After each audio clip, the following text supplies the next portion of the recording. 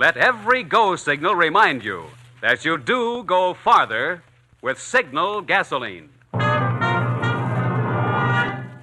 The Signal Oil Program. The Signal Oil Company and your neighborhood Signal dealer bring you another strange tale by the Whistler. Tonight, the tale of a man who betrayed his country for money.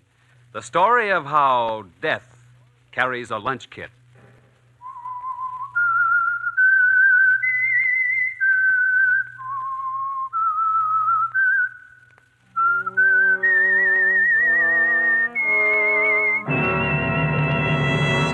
I am the Whistler, and I know many things, for I walk by night. Secrets from the hearts of men and women who've stepped into the shadows.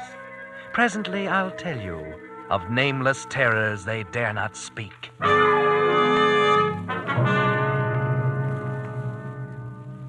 In a moment, the Whistler will tell you his gripping story. But first, I'd like to pass along an interesting comparison made by a Signal gasoline dealer who changed my motor oil recently. Signal 4-Star Motor Oil is like a bank, he said. The bank not only protects your money, but also pays you interest.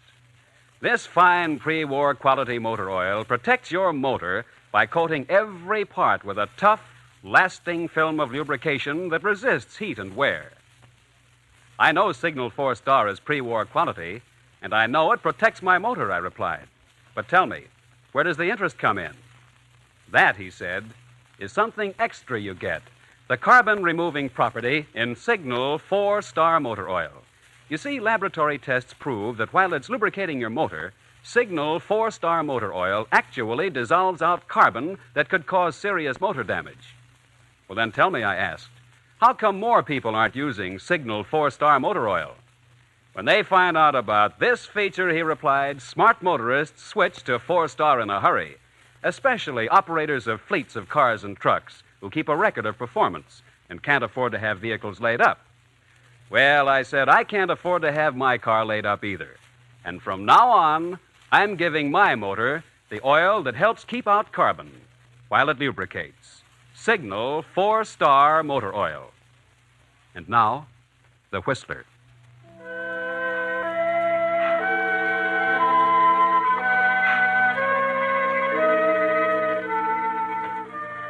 What is it that makes a man or a woman take that first fatal step down the wrong road? That step that looks so simple and so easy, but from which there is no turning back. There are many reasons, of course, many. In Peter's case, it was simply money. A man offered him a lot of money to forget something one morning, and he couldn't resist it. It didn't matter to Peters that the man had a foreign accent, or that his country was at war, or that his crime was to be one of the lowest in the book. It was the money that mattered to Peters, and he didn't think much beyond that. At first, that is. But then the time came, and he was pulling his car up in front of the house where he was to meet the man with a foreign accent. Hey, Jerry, why are we stopping? Oh, I forgot to tell you, Pop. I have to stop here for just a minute. I have to see a sick friend. But, Jerry, we haven't got much time. We'll be late for work. Don't worry, Pop. I won't be long. I'll get you there in time. Be right with you. Yes, this is it, Jerry. Your throat feels a little tight as you go upstairs and knock on the door. Well, Peters, you are late. Come in. Yeah. I had to pick up a guy. What do you mean, pick up a guy? Pop, my ride. I take him to work every night. Where's he now? Out in the car, waiting. You fool. That might be dangerous. Oh, no. Would have been more suspicious if I hadn't picked him up. What did you tell him? I said I had to see a sick friend. A sick friend. Good. All right, Peters. This is Gus, the one I told you about. Hi, Keith. Hello. He's putting the finishing touches on now. They'll be ready in a minute. Peters watched, fascinated as old Gus continued his work. 3-4 minutes slipped by. By then, Pop out in the car began to get impatient. Oh, the old fool. The old fool? Why doesn't he stop honking that horn? Yes, why doesn't he? I'll tell him to stop. Please do. Does he think we need publicity? I'll call down to him. I'll tell him to stop. Hey, Pop! Pop! Lay off the horn. Didn't I tell you this guy was sick? But we're going to be late for work. I'll be down in a few minutes. Take it easy. Well, you'd better hurry up. I wouldn't want to be late, Jerry. Yeah. Who is this Pop? Is he all right? Will he cause us any trouble? No, I did what you said. I made friends with one of the old-timers down at the plant. Now I can't get rid of him. How is it coming, Gus? It's almost finished. Yes, Gus the mechanic, an old hand and a good one, was almost finished. Peters has watched as he chipped out the inside of the thermos bottle, and now he was working on the detonator. It looked like one of those old-fashioned watches Peters' old man used to own. And as Gus started winding it, somehow the sound was so familiar, it sort of got Peters. For the first time, he wished he'd never started the thing. What time you got, kid, eh? What time have you got? What's the matter with you? Are you getting too nervous for us? Nervous? Don't worry about me being nervous. It's, 8:29. 8:29. Okay, kid. What are you sweating about, huh? Who, me? Mr. Shark ain't sweating. Well, she'll go off at 6:30 tomorrow morning. Is that okay, Mr. Shark? Fine, Gus. Okay, Fine. kid, eh? Yeah, okay. Okay, then. Gus went to the steel cupboard and took down a metal jug. He came back to the table with it, cradled in his arms. Shark leaned forward. Peters felt himself tightening up inside. Without thinking about it, he pulled a pack of cigarettes out of his jacket and put one in his mouth. He was about to strike the match when Shark looked up. Put that match out, you fool. What? What's wrong with you? Haven't you any sense at all? What do you mean? Tell him, Gus. Kid, if one spark got into this nitro, they wouldn't find enough of us to fill that matchbox. Oh. The unlit cigarette turned to garbage in Peter's mouth. He spit it out and stamped it to pieces on the cement floor. Shark and Gus looked at each other and grinned. That didn't help Peter's feelings any. When it came to the payoff, it'll be up to him, not these wise guys. Your lunch kit. Here it is. I just bought it this afternoon. Well, look how pretty it is, Mr. Shark. It's a shame to spoil it. All right, finish with it, Gus. We'll make the jokes later. Gus opened the lunch kit and took the bottle out. He screwed the detonator into the cap, and when it fitted right, he laid it aside. Then he put a siphon into the thermos bottle and opened the jug of nitroglycerin. He poured out a thick yellowish liquid, and when the thermos bottle was full, he put the top on the jug and carried it carefully back to the cupboard. You better be far away when this goes off, kid. I'll be far away, all right. Peters is a smart boy, Gus. He comes to us well recommended.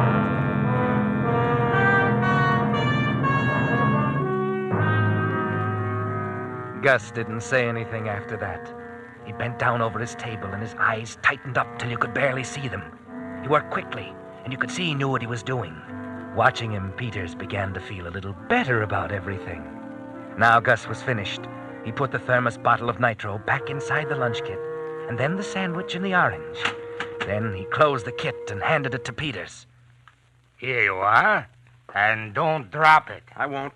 Now, are you sure everything is all right? Yeah, everything's all right, Mr. Shuck. I want to see you here tomorrow afternoon at 1. I'll be here, don't worry. Peters, stop using that expression.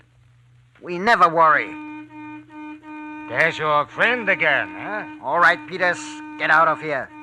Go before the old fool gets us all into trouble.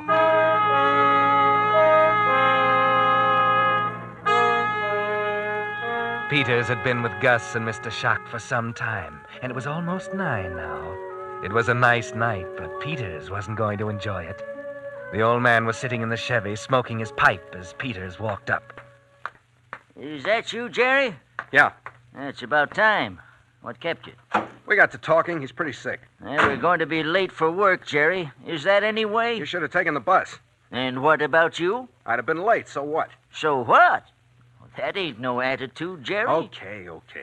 Here, put this lunch kit in the dashboard compartment. And be careful with it.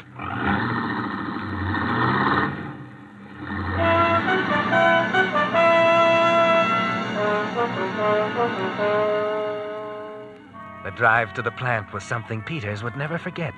Just thinking about what was in that lunch kit was enough to drive him nuts. If he ran into something, if a tire blew, if a speck of dust got into his eye and he ran off the road, he stayed off the main highway. Too much traffic. This ain't the right road, Jerry. It'll get us there. We've been going 25 all the way. Can't you go any faster? We're going to be late, Jerry. We'll get there. Oh, you young fellas of today. You're a strange, disturbing lot. You've a fever in your blood. You're restless and you don't know why. Yeah, you're a strange lot. And I don't know what the end will be. What's that? What's what? That rattling, what is it? I don't know, Jerry. It sounds like your lunch kit. Here, let me at it. Well, what are you worrying about that for? We're going to be late. Stop telling me we're going to be late. Stop jabbering. Let me alone, will you? Yes, Jerry. You think the lunch kit will be okay now? You packed it in pretty well. Okay, but if it starts rattling and I don't hear it, let me know right away. You hear me, Pop? I'll let you know, Jerry. You sure think a lot of that lunch kit. Yeah. Yeah, I sure do.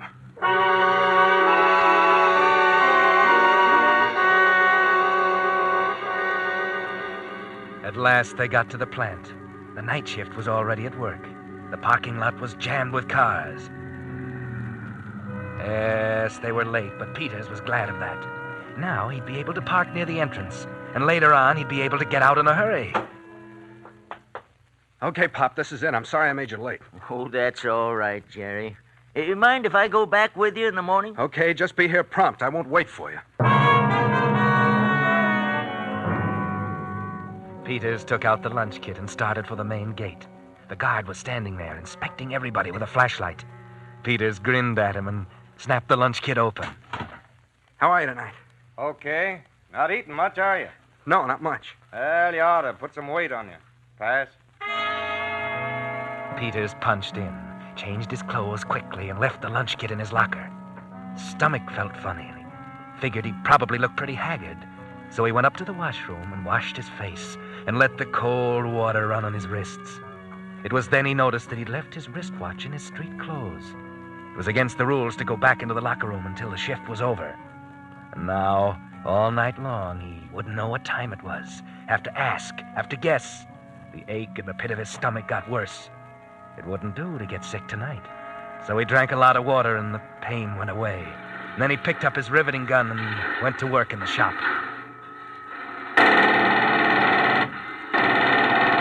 Hey, what are you doing? Stop that gun. What's wrong, Mr. Davis? What's wrong? Don't you see with your own eyes what's wrong? Is that any way to rivet a flap? Where's your clamps? Where's your sage? Gee, I'm sorry, Mr. Davis. Don't be sorry. Do it right. Come on, get on the ball, Peters.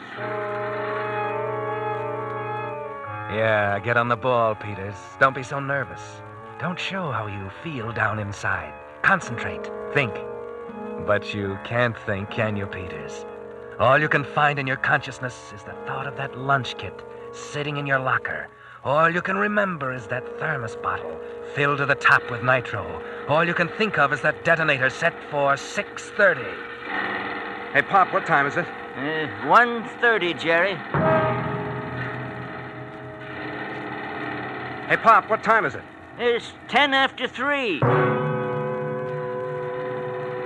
Hey, Pop, what time is it? Oh, what's eating you, Jerry? It's 4:25. Pop, what time is it? Jerry, what's wrong with you? Why, you're as white as a sheet. I don't know, my... Hey, guys! Jerry's passed out. Come over here, quick!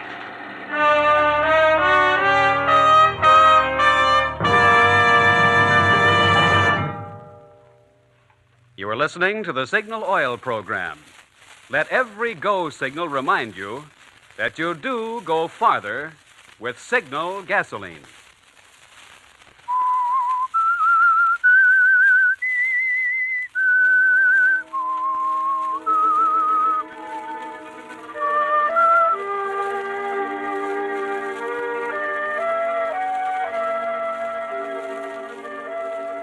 When Peters woke up, he was lying on a cot in the plant dispensary, and the staff doctor was bending over him. How do you feel now, son? Better. You ever had a spell like this before? No, I never did, Doc. You're pretty nervous, aren't you? No, I'm all right. I don't know. Your pulse was going 50 miles an hour when they brought you in. Yeah, but I'm all right now, Doc. I want to go back to the job. You want to what? What kind of a doctor would I be to send you back to your job? Come on, relax. But I'm okay now. Take it easy. Take it easy now. Doc, what time is it? Oh, it's 5:30 now. The shift ends in half an hour. Oh, Here, you hold this glass of water. what are you going to do? I'm going to give you a couple of grains of barbital. Take you in the next room and put you to sleep for a couple of hours. That'll fix you up. And you... What's the matter with you? Now look at that mess. I don't want to go to sleep. I'm all right. Yes, you're all right. You can't even hold a glass of water. You're in fine shape. But I got things to do as soon as the shift's over. Well, they can wait. Your health is more important. I'll hold this glass myself. Oh, Doc, look, I'm okay. I don't like to take dope. This isn't dope. It'll slow you down, and you'll wake up feeling like a new man. You little fellows, you don't know how to relax. It's a wonder you live as long as you do. Here, take the pill. I'll put it in your mouth. All right. Swallow some water. Now, come along with me. There's a cot in the next room. Now, you just lie there and behave yourself. In a few minutes, you'll be sleeping like a baby.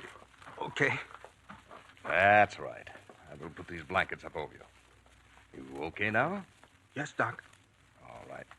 I'll turn out the light. Good night, young fellow. Good night.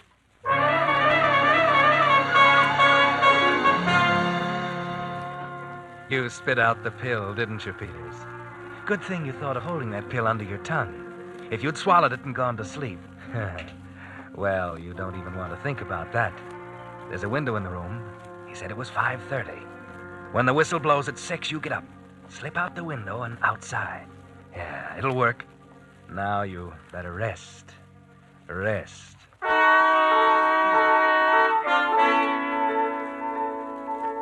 Only you can't rest, can you? The doctor said it was 5:30, and that was a long time ago. What's holding up that whistle? Why did you forget your wristwatch? Relax. You have to control yourself. If you cramp up again, you're sunk. But what if something's wrong? What if the whistle doesn't go off when it should, and no one notices before it's too late? What then? A pint of pure nitro. With all this oil and paint and airplane dope, this place will explode like an ammunition dump. Where's that whistle? Something's happened to it. Gotta get out of here. Get out!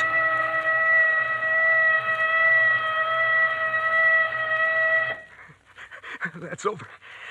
Now I gotta act fast. Get out of here. Do everything right.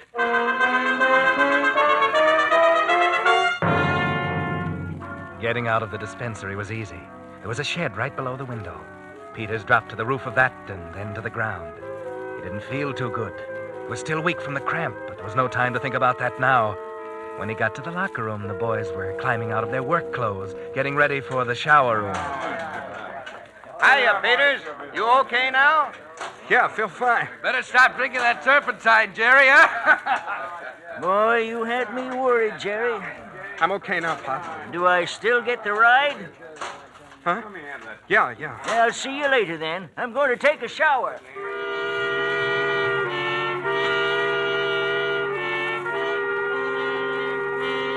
Peters changed into his street clothes and nothing flat, not caring particularly how he looked. What if that doctor looked in and found him gone? Don't give him a chance to catch up with you, Jerry. When he was ready, the other guys were in the shower room. That was the break he wanted. He took the lunch kit out of his locker and slid it underneath. Then he looked at his wristwatch. 4 minutes after 6. He had 25 minutes to get away.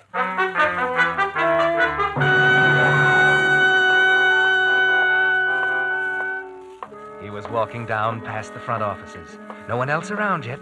Couldn't walk too fast. Not too fast. Not too slow. Act natural. Past the foreman's office. Not too fast. Peters. Oh, hello, Mr. Davis. Well, Peters, how you feeling now? I'm all right, Mr. Davis. Good. Say, come into the office for a minute. I want to talk to you. Been meaning to for some time now. Now? Sure, now. I'm in a kind of a hurry, Mr. Davis. It's 6 o'clock in the morning. Nobody's in a hurry. Come in. All right, but just for a minute. Yeah. Close the door. Yeah. Sit down. I really can't stay long, Mr. Davis. I'm supposed to meet someone. Meet someone? At 6 o'clock in the morning? You still look pale, Peters. Sure you feel all right? Oh, yes. Mr. Davis, it was about the mistake I made tonight in riveting. It's just that I was... No. Forget it. Everybody makes mistakes. I'm the foreman. I make mistakes. Well, then I... Look at you squirming in that chair. Must be a blonde you're gonna meet. Yeah. It takes a woman to get a man upset like you are. Mr. Davis, Yeah. You gotta go. Well, look. I always have a little talk with the new boys. Sort of a bull session. Couldn't we get together tomorrow? How do you like our little plan? It's fine, Mr. Davis. Well, we're all mighty proud of the job we're doing here. Look, Mr. Davis, I've got a son overseas myself. Feel that this is the best way to back him up. Guess most everybody who works here feels the same. Hey, Peters! Come back here. What's the matter? What's wrong with that guy?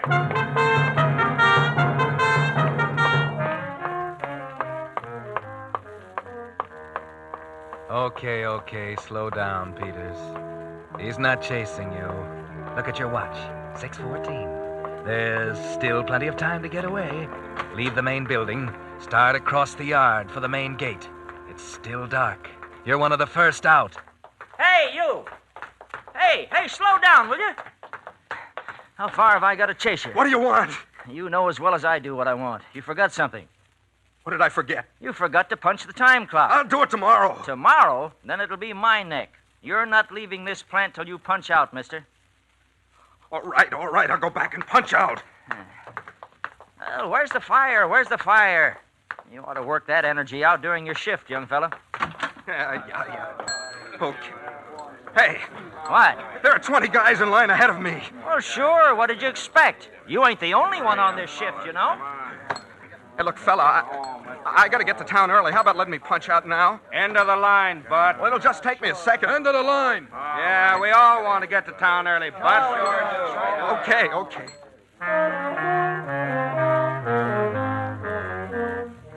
Take it easy, Peters. You've still got time. Get down at the end of the line and stop making yourself conspicuous. Hi there, Peters. Hello. Say, I think Pop's looking for you. Yeah? The old guy sort of adopted you, ain't he? Yeah.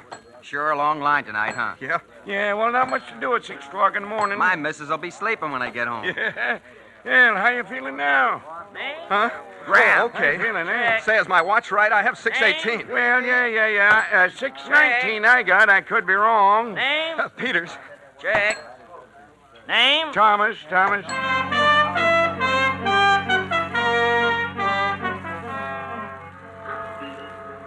He finally got to the parking lot. But a whole lot of people are out now, and it's going to be crowded if you don't hurry, Peters. It's a little cold, too, and it takes a couple of seconds for the motor to catch.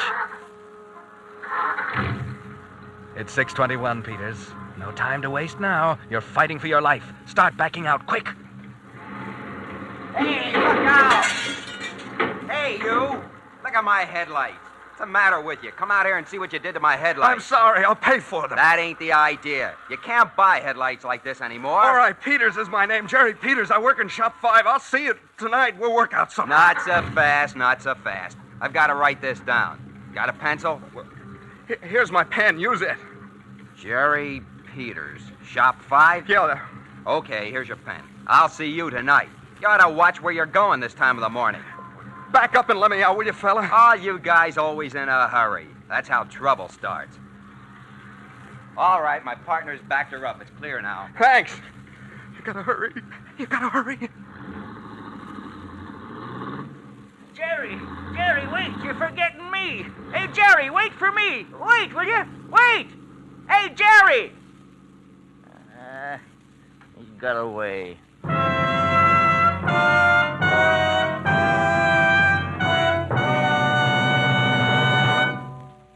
The Whistler will bring us the ending of tonight's story in just a moment.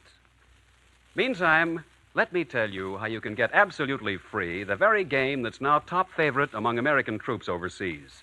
It's Salvo, SALVO, the exciting battleship game. Thousands of these fascinating games, printed in color with complete instructions, have been sent by the Signal Oil Company to American troops all over the world.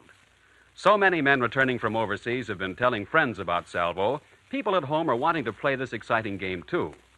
Recently, Signal was able to get a limited number of extra Salvo games for civilian home use. One is waiting for you now at your neighborhood Signal dealers. There are no strings to this gift, nothing to buy.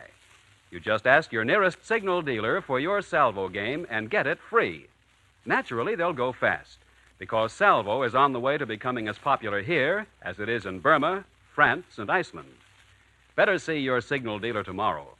When you find what a friendly, conscientious fellow he is, you'll understand why Signal-serviced cars do go farther. And when you see how much fun Salvo is, you'll thank me for getting you in on this offer early, before your Signal dealer's limited supply of Salvo games is gone. Stop by and see him tomorrow, sure. And now, back to the Whistler.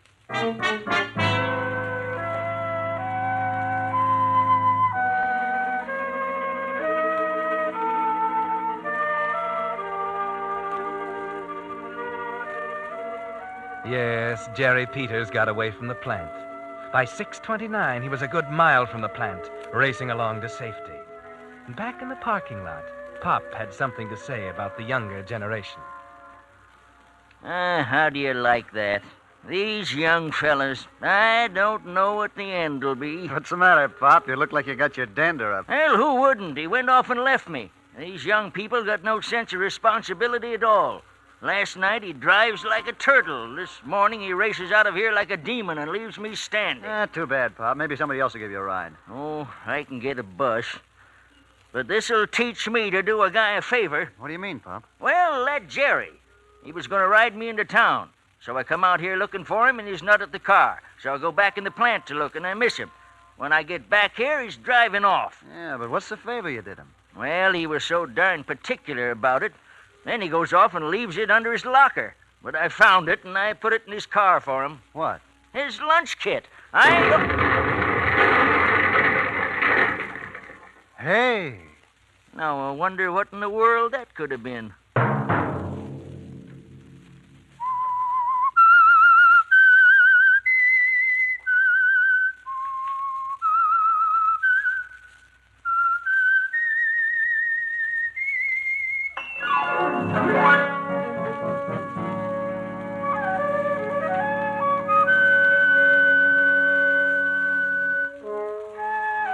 Next Monday night at 9 o'clock, the Signal Oil program will bring you another strange tale by the Whistler. The Signal Oil program is broadcast for your entertainment by the Signal Oil Company, marketers of Signal's famous Go Farther gasoline and motor oil, and by your neighborhood Signal Oil dealer, who is at your service daily to keep your car running for the duration. The Signal Oil program, directed by George W. Allen, with story by Lawrence Marcus and music by Wilbur Hatch, is transmitted to our troops overseas by the Armed Forces Radio Service. Bob Anderson speaking for your friend, the Signal Oil Company, and suggesting once again that you let every go signal remind you that you do go farther with Signal gasoline.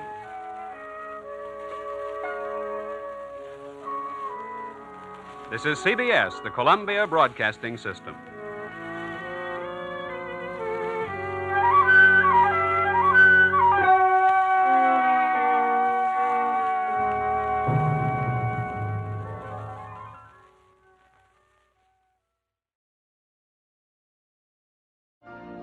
You've been listening to the OTR Gold Network. Find more classic radio at otrgold.com.